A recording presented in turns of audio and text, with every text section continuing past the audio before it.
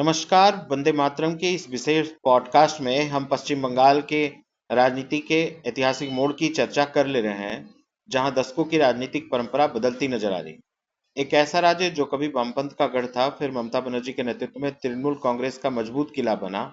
अब वहां भारतीय जनता पार्टी पहली बार सत्ता के करीब दिखाई दे रही। स्वतंत्रता के बाद पश्चिम बंगाल में इंडियन नेशनल कांग्रेस का प्रभुत्व रहा, लेकिन 1960-70 के करीब सामाजिक असंतोष, बेरोजगारी और वर्ग संघर्ष के कारण वामपंथी राजनीति का उदय हुआ। 1977 में communist party of India Marxist के नेतृत्व में वाम मोर्चा सत्ता में आया और 34 साल तक लगातार शासन किया। ज्योति बसु और बुद्धदेव भट्टाचार्य जैसे नेताओं ने भूमि सुधार और पंचायती व्यवस्था को मजबूत किया, लेकिन समय के साथ औद्योगिक पिछड़ापन और रोजगार संकट ने इस मॉडल की सीमाएं जो है वो उजागर कर दी। 1998 में ममता बनर्जी ने ऑल इंडिया तृणमूल कांग्रेस की स्थापना की। सिंगूर और नंदीग्राम जैसे आंदोलन ने जनता में प्रभाव डाला। 2011 में ममता बनर्जी ने ऐतिहासिक जीत हासिल कर 34 साल पुराने वाम शासन का अंत कर दिया। इसके बाद 2016 और 2021 में भी उन्होंने सत्ता बरकरार रखी। लंबे समय तक बंगाल में कमजोर रही भाजपा ने 2014 के बाद तेजी से विस्तार किया।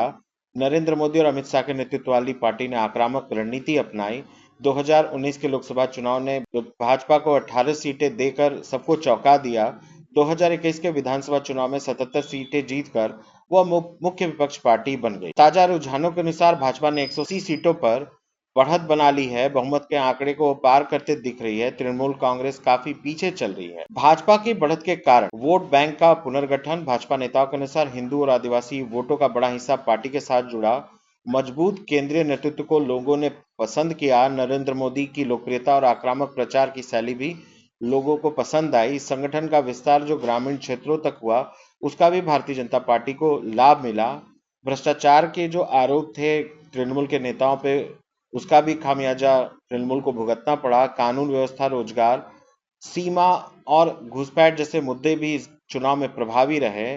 ममता बनर्जी के नेतृत्व के बावजूद एंटी इनकम्बेंसी, संगठन में असंतोष, भाजपा की आक्रामक रणनीति, वोट शेयर में गिरावट जो है वो भारतीय जनता पार्टी के बढ़त का कारण माना जा रहा है। अगर भारतीय जनता पार्टी सरकार बंगाल में बनती है तो बंगाल में पहली बार गैर क्षेत्रीय पार्टी का पूर्ण नियंत्रण होगा। केंद्र राज्य संबंध बदल सकते हैं। विकास और विदेश नीति में भी बदलाव संभव हो सकता है। इसके अलावा पहचान की राजनीति और भी तेज हो सकती है। पश्चिम बंगाल हमेशा से राजनीतिक बदलाव का केंद्र रहा है।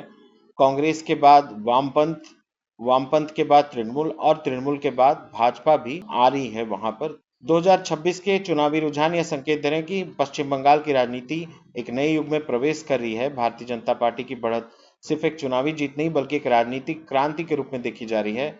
लेकिन अंतिम परिणाम और वास्तविक शासन ही तय करेगा कि यह बदलाव कितना अस्थायी होगा। जय हिंद।